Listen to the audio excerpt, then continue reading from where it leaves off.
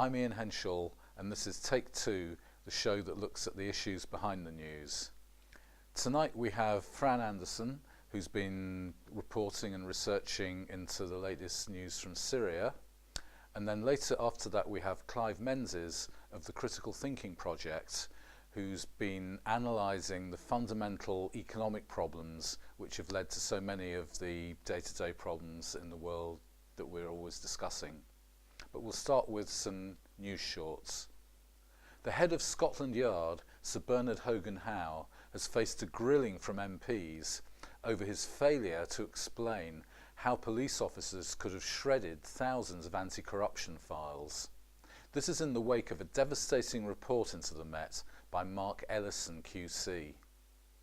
A 2012 memo written by a Detective Sergeant Superintendent, David Hurley, reportedly summarises the shredded corruption files.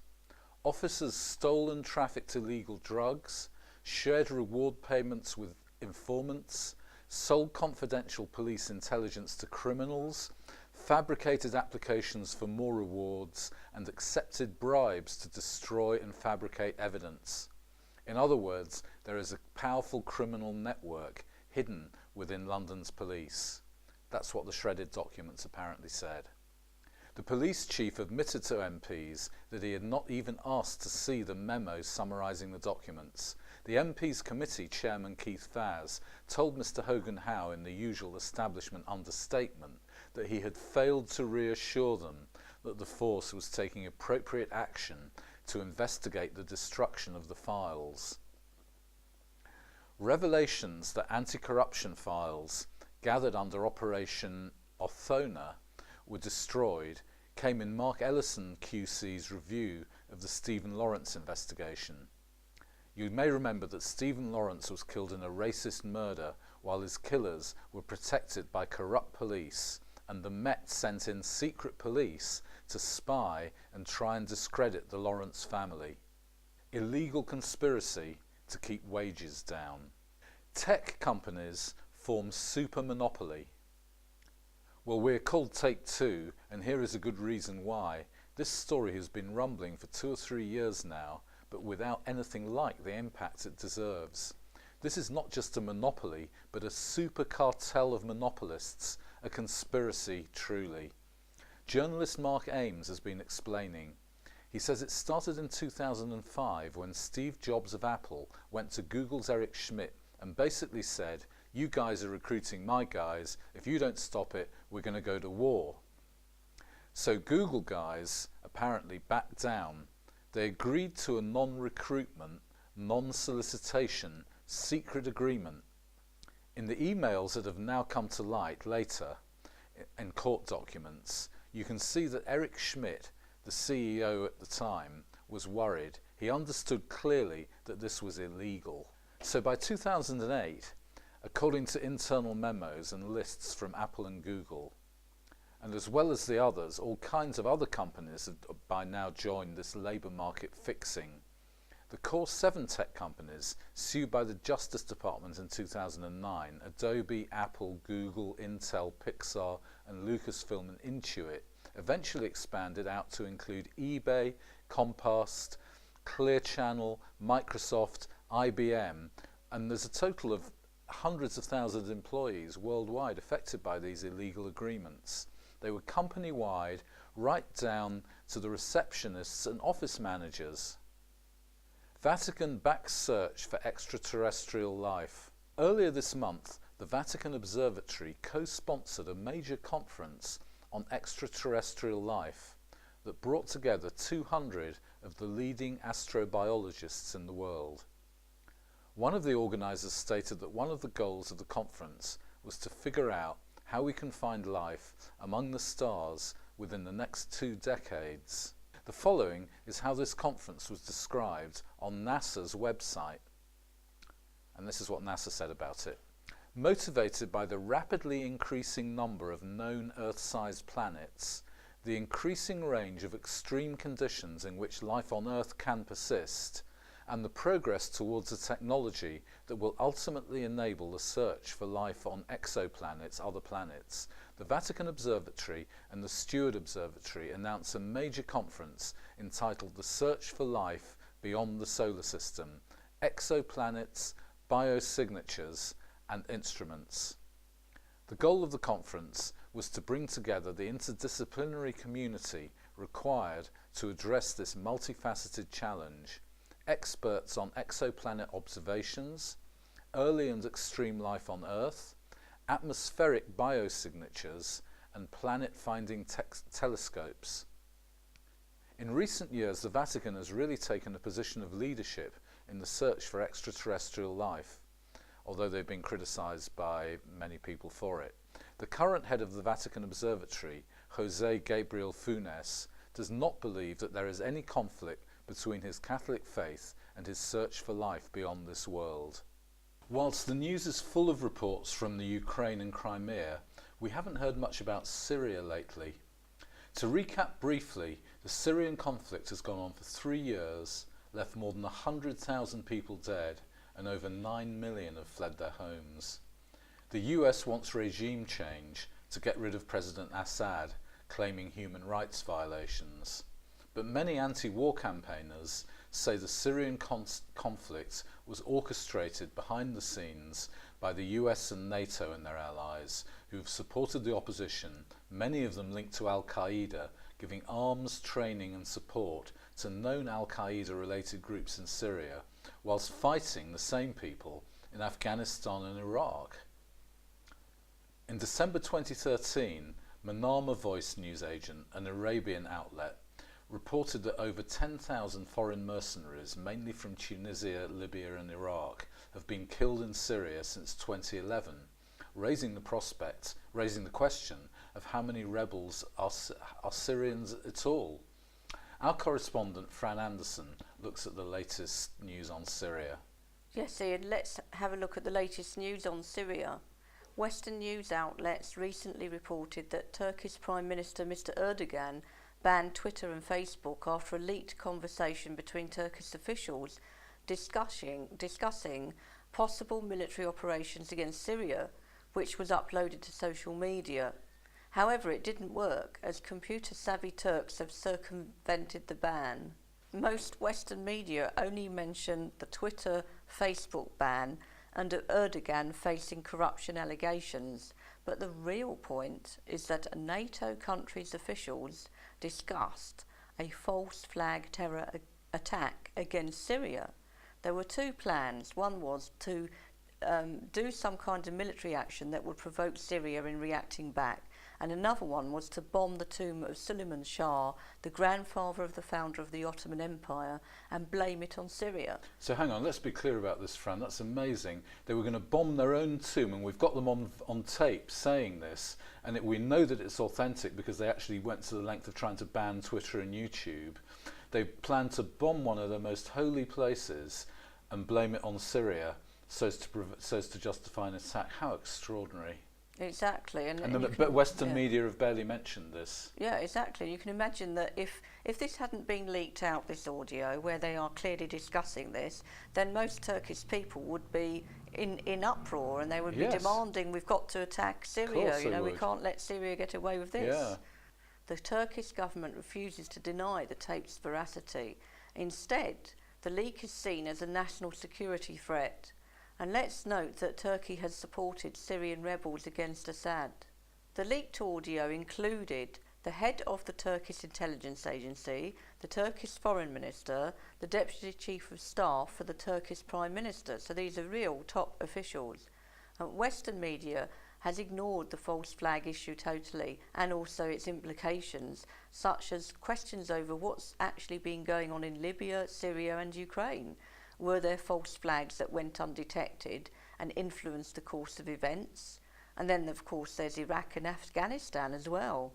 One is reminded of the incident in 2005 when 2 British SAS officers were caught by Iraqi police dressed as Arabs with a car full of bombs. And then the embarrassed British rescued them, having to smash their way into the jail in a major operation that resulted in Iraqi casualties. So let's recap on a bit of history. Al-Qaeda and other similar groups are CIA trained. In Afghanistan in the 1980s, the US set them up to fight the Russians. They were called the Mujahideen then. The name Al-Qaeda emerged around 9/11. They are mostly Sunni jihadists. As one blogger suspects, they are used to wage war on behalf of US-Saudi corporate interests who plan to pipe Qatari gas across Syria to Turkey. Note that President Assad plans a rival gas pipeline to cross Syria to the Mediterranean coast, which wouldn't benefit US corporations. So what happened at the peace talks in Geneva recently? Critics say that the Geneva II peace talks were designed to fail, as Syria was only offered the unrealistic option that President Assad should resign.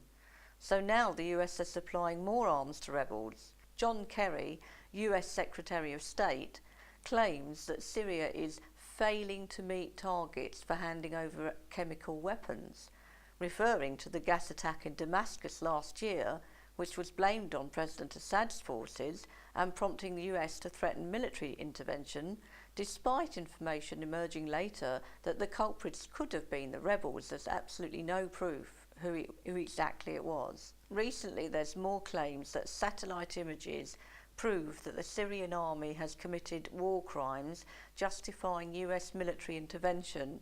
Syria is accused of killing prisoners, bombing whole civilian areas near Aleppo, Damascus and Hama, but in fact people had already fled these areas, which were then taken over by rebels and consequently wrecked by fighting. So many claims are made, but are very few are actually verified, and often they're from just a single unnamed source. So civilians suffer, in particular children, from what many say is a reign of terror. The opposition often take over towns and villages, taking civilians hostage and cut off food and medical supplies. Civilians have been killed by rebels for protesting against rebels' brutality, as reported by aid workers and the Syrian army. Surely any state has the right to take action against groups that have infiltrated its borders and are intent on violence. I mean, the Americans certainly would. Well, yes, Ian, thanks to the conflict in Syria, there's a refugee crisis. In Lebanon, 25% of the population are now Syrian refugees. The independent newspaper journalist Ed Thompson reported on life in the refugee camps for 500,000 Syrian children. He said it was the greatest humanitarian tragedy of our times, and no one cares. Refugees fled their town, often under fire, escaping to Lebanon and living in absolute poverty with very little help. That's what Ed Thompson said. That's what he's reported. Before the conflict, Syria had good standards of childcare, health education and eradicating polio, all recognised by international organisations. And Syria's UN representative Faisal al-Hamwi slated a UN report for failing to report on the effects of sanctions which affect Syrians' access to food, vaccines, medical supplies, and also ignoring the destruction of hospitals and schools by Western-backed rebels. He said that in addition, the UN report ignored child labour, child slavery, trafficking, sexual abuse, organised criminal gangs, and children that are forced to become fighters by terrorist groups. But there's more. The Washington Free Beacon, a pro-Israel website, reports, based on videos released by the terrorists themselves, that impoverished children are taken to terrorist training camps, and they are told it's for a holy war. They're indoctrinated into extremist beliefs and trained in combat techniques, use of weapons, and to become suicide bombers. And eyewitnesses are now saying that parents are even sending their girls away amid rumours that terrorists are planning to set up girls-only training camps next. So Western media only report that adults are trained in these camps, but there's many children between the ages of 7 and 13, and Syria is becoming a training ground for foreign fighters. They could return home to commit terrorism, said Seth Jones, the former US Special Operations operative, during a Homeland Security Committee hearing in 2013. How extraordinary. Well, thank you very much, Fran. That's been quite extraordinary bit of reporting there. Thank you. Today we have Clive Menzies from Critical Thinking Project to talk about a new model charter. So, Clive, what is the new model charter? Well, first I probably ought to tell you a bit about critical thinking, which came out of Occupy. As you may recall, we started out of Occupy came the Tent City University, which in turn created the Bank of Ideas, and there was a free university set up, and critical thinking was one of the first courses or projects that was set up. And it's a collaborative project where people have come together to try and understand the world, why we have all these problems, and to identify levers for change. In other words, how do we actually address all these problems? And that's how it started. And through 2.5 years of work, we've identified that power resides with a very small minority of people, which probably doesn't come as a surprise to most people, but their power is derived from control over economic flaws, and these flaws are control over land, money and labour, essentially. And the new model charter seeks to address these flaws. That's what it's aiming to do. We've identified that the private capture of land value actually takes away from everyone else what should rightfully be shared. And this was in the work of Henry George. He wrote Progress and Poverty in 1879. He was a leading liberal thinker. The other mechanism is interest. And that is even more surprising in many ways. There was a lady, Margaret Kennedy, who unfortunately died late last year, who wrote this book in 1995 called Interest in Inflation-Free Money. And she exposed how interest drives inequality. It is a mathematical certainty that it will drive money from the poorest 80% into the hands of the top 10% and even further. It's exponential. And it also drives environmental destruction, because effectively what interest does is discount the future. We value timber today cut down more highly than we do a forest maintained for the future. So the mechanism of interest actually drives environmental destruction. Yes.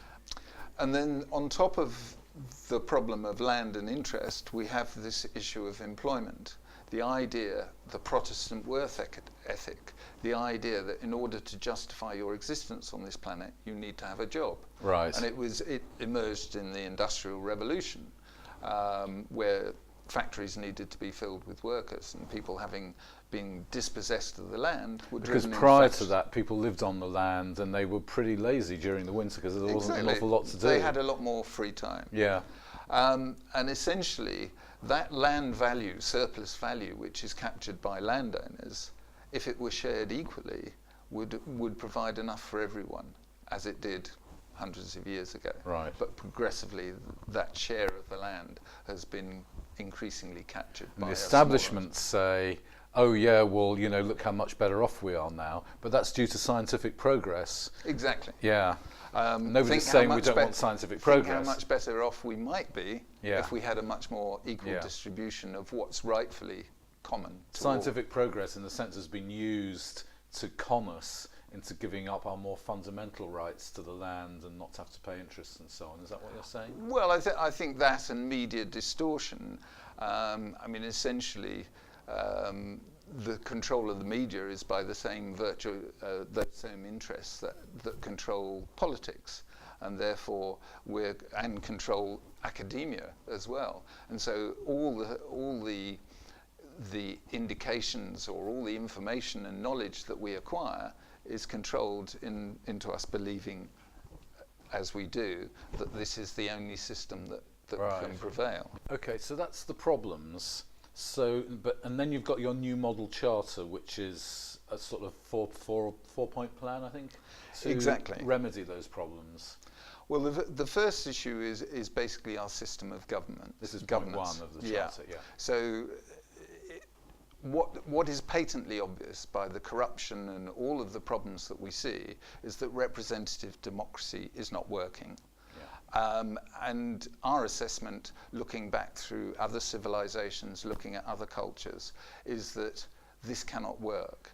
And the only way, and to some extent Occupy led the way, because it adopted this consensual process to make decisions, and it worked very successfully. It fed hundreds of people every day, it organised the camp, it was kept clean, sanitary, met all the health and safety regulations.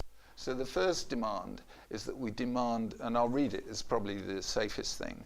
We demand participatory democracy in which all interests are represented in decision-making communally, regionally, nationally and globally. All decisions should be devolved to communities where appropriate and should only be made at higher levels where it's imperative for the common good to do so. And how would that work in practice? Well, this charter does not seek to solve every problem. It's identified the primary cause, and it's to start a conversation, right, because there are a lot of different alternative models as to how one achieves participatory democracy, and I don't think we or any individual or small group is capable of resolving all those competing ideas. Okay, so that's the first demand. What's the second demand? Well, the other three demands are all based on the work that we did in critical thinking on the economic system. Okay, so we've had democracy and now we're looking at the economics. Exactly. And the first demand is that it's based on the work of Henry George and many other people, essentially that common resources, so land, resources, the radio spectrum, the human genome, knowledge, all these things are common to everybody and should be shared for the good of all. And so the first demand is that they cannot be owned either by individuals, corporations or governments. In other words, their value and benefit needs to be shared with the whole community. So that's the first economic demand, if you like. The second one relates to interest, because it is such an abusive mechanism. It allows those who have more money than they need to exploit those who need money. And so we're demanding the abolition of interest, in other words, making interest on money illegal and making debt unenforceable. And to some extent this comes from the work of David Graeber, who explains how in other civilizations debt was a social construct, not an economic construct. It was the way societies were welded together. I would do you a favour, you would do me a favour, and it wasn't a monetary transaction as such. And to some extent, if I gave you a pig and you gave me chickens or eggs, and I would give you something else, that kept our relationship going. If I gave you a pig back or gave you your pig back, that was virtually saying our social relationship is over. And so we need to get back to this idea of debt as being a social construct rather than an exploitative economic mechanism. Money of itself is a token. Yep. If you buy a cinema ticket to go to the cinema or a theatre show, say in December, that token that you buy today should get you into the cinema or show. Why should money operate any differently? Yeah. Particularly as money is created out of nothing by banks who exploit the rest of us. Well, and as we heard in the last programme, the Bank of England have actually admitted that in one of their journals recently, that it is just made out of nothing. The final demand goes back to this idea that your means to life is conditional on doing a job, being in employment. Essentially, technology has increased productivity beyond being able to sustain full employment or anything like full employment. Right. And if you think about a lot of the demands go around simplifying the world, simplifying economics, simplifying the business of living. And therefore you don't need lots of people, bureaucrats, you don't need people, you don't need lots of accountants. Automation. And obviously automation takes care of a lot of jobs. We also live in a society where we produce to consume and throw away. We can actually move towards a much more sustainable environment, but we don't need to keep producing. Our economy is based on overproduction, and therefore if everybody was given an unconditional citizen's income, then a lot of these imperatives to produce would evaporate. Yeah. Okay. So can you just sort of list briefly, because I think we're running out of time a little bit, could you list some of the main benefits, just in summary? The main benefits is it's going to go to the heart of the problems that we face today. So inequality, conflict in terms of wars, the surveillance state, the police, what is a creeping police state, all of these things, because essentially you're dissipating power. Okay. Well, thanks for that. That's the first part of Clive's interview, and in the next part we're going to be looking at how we could get the attention of politicians, how we can actually make this happen. So watch this space, it'll be in the next show. Well, that's the end of this episode of Take Two. Thanks very much for watching, and thanks to the People's Voice for hosting us. You can watch all of our shows again on our RADTV UK YouTube channel.